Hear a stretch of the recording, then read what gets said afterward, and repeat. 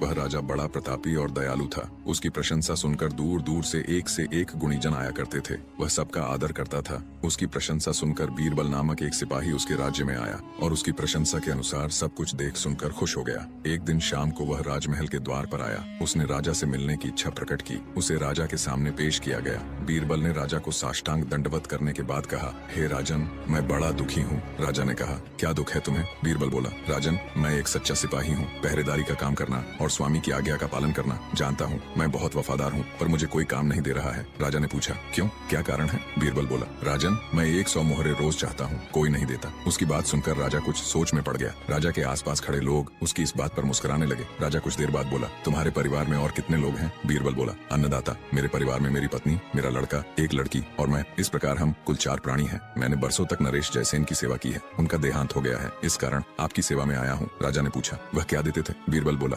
अन्नदाता उनसे 100 मोहर रोज पाता था। राजा ने कहा, इतना वेतन तो कोई नहीं देता है। बीरबल बोला, राजन, मेरी सेवा का यह मूल्य भी कम है। राजा रूपसेन ने कुछ विचार करने के बाद कहा, अच्छा, हम तुमको रख लेंगे, तुम हमारे साथ रहोगे। बीरबल खुश हो गया। दरबारी आश्चर्य में पड़ गए। वह राजा की आलोचना करने लगे। राजा रूपसेन ने कुछ न कहा। बीरबल को 100 मोहर रोज पर अपने पास रख लिया। बीरबल सारी रात जगकर राजा के शयन कक्ष के बाहर पहरा देता था। सवेरा होते ही वह 100 मोहर रोज लेकर चला जाता था। एक दिन राजा ने अपने गुप्तचर को बुलाकर कहा, बीरबल 100 मोहर रोज ले जाता है, पता करो वह क्या करता है। गुप्तचर ने बीरबल की निगरानी शुरू कर दी। उसने देखा 100 मोहर मिलने पर 25 मोहर तो वह गरीबों को दान कर देता था। तुम लोग ईश्वर से प्रार्थना करो, राजा रूपसेन दीर्घायु हो, वह उनसे प्रार्थना करवाता था। 25 मोहर वह नाना मंदिरों में देवी देवताओं को चढ़ा देता था। 25 मोहर ब्राह्मणों को दान करता था। 10 मोहर वह विधवा व अनाथों को देता था। 10 मोहर वह कोढ़ियों और अपाहिजों को दान करता था। केवल 5 मोहर लेकर घर पर देता था। गुप्तचर यह सब देखकर हैरान रह गया। उसने राजा रूपसेन को सब बतलाया। राजा रूपसेन खुश हो गए।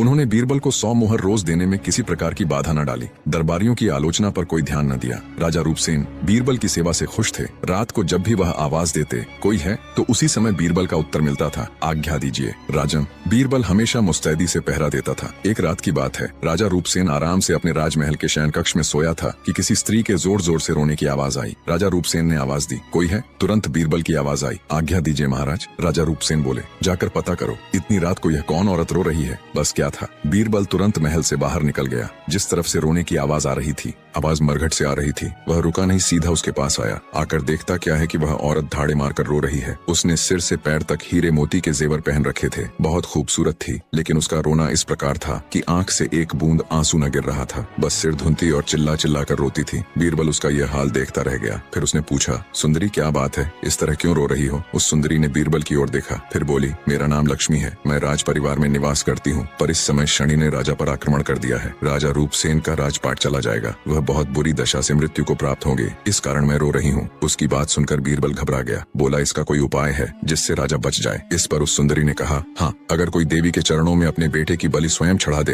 तो राजा रूपसेन पर आया शनि भाग सकता है। इस बलिदान से ही देवी प्रसन्न होकर राजा रूपसेन का संकट दूर कर सकती है। लक्ष्मी की बात सुनकर बीरबल गंभीर हो गया। वह वापस लौट पड़ा। संयोग कुछ इस प्रकार का रहा कि जब बीरबल राजा रूपसेन की आज्ञा मानकर राजमहल से निकला था तो रूपसेन के मन में आया कि देखा जाए बीरबल क्या करता है। वह तुरंत वेश बदल बीरबल के पीछे पीछे चल पड़ा। उसने श्मशान में हुई इस सारी बातचीत को सुना। वह हैरान रह गया। फिर बीरबल वापस लौटा तो वह भी पीछे हो लिया। बीरबल वापस लौटकर राजमहल नहीं गया। वह अपने घर आया और अपनी पत्नी को उठाकर सारा हाल बतलाया। पत्नी ने कहा, स्वामी के लिए हमारा यह कर्तव्य बनता है। 100 मोहर हम क्यों लेते थे, चलो पुत्र का बलिदान कर दो। वह तैयार हो गई। उसने बेटे को उठाकर सारी बात बतलाई। बेटा भी मान गया। बोला, पिता के सम्मान के लिए मैं अपनी बलि देने के लिए तैयार हूँ। तब बीरबल अपने बेटे को लेकर देवी के मंदिर रवाना हो गया। साथ में पत्नी और बच्ची भी हो लिए। राजा रूपसेन हैरानी के साथ पीछे पीछे चल रहा था। वह सब देवी के मंदिर में आए। बीरबल ने देवी की पूजा से निवृत्त होकर प्रार्थना की, हे देवी, मेरे राजा रूपसेन पर आपदा न आए, शनि का प्रकोप न हो, मैं अपने पुत्र की बलि चढ़ाता हूँ, प्रसन्न हो जाओ माता। और बीरबल ने अपने पुत्र का बलिदान कर दिया। यह देखकर उसकी बहन ने तलवार से स्वयं अपनी गर्दन काट ली। यह कहकर कि जब भाई चला गया तो वह जीवित रहकर क्या करेगी। बीरबल की पत्नी ने भी अपनी बलि चढ़ा दी। बेटा बेटी चले गए तो मैं क्यों जिंदा रहूं। यह हाल देखकर बीरबल ने भी अपनी गर्दन काट डाली कि जब परिवार ही चला गया तो वह किसके लिए जिंदा जिंदा रहे। मंदिर में चारों ने बलि चढ़ा दी। यह दृश्य देखकर राजा रूपसेन भी अपने को नहीं रोक सका। उसने वही तलवार उठाकर अपनी गर्दन काट डाली। यह सब बलिदान देखकर देवी प्रसन्न हो गई। उसने सबको जीवित कर दिया। राजा रूपसेन पुनर्जीवन पाकर और सबको देखकर प्रसन्न हो गया। वह बीरबल को परिवार राजमहल में ले आया, सबको सुखपूर्वक रखा। राजा के इस व्यवहार पर मंत्री बड़ा नाराज हो गया। पहले आपने उसे 100 मोहर पर रखा, अब उसे राजमहल में बैठा दिया। इससे असंतोष फैल रहा है और लोगों में। राजा ने कहा, तुमको पता नहीं बीरबल क्या है। उसने मेरे लिए जो किया है वह कोई नहीं कर सकता। रूपसेन ने सब बतला दिया। मंत्री आश्चर्यचकित रह गया।